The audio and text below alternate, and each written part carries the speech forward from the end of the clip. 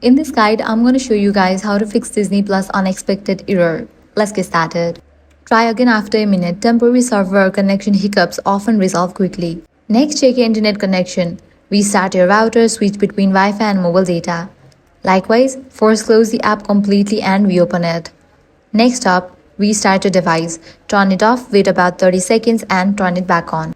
Next up, log out and log in back to your account. This refreshes your account session and can fix authentication issues.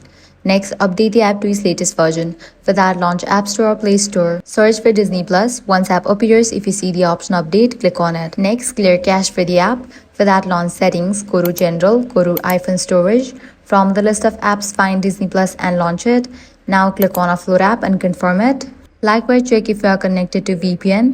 In case you are connected to any VPN or ad blockers, disable it temporarily as these can interfere with Disney Plus servers. Lastly, check the server status. Head over to the website Down Detector, search for Disney Plus. If you found out any outages, wait until the problem will be restored from the end.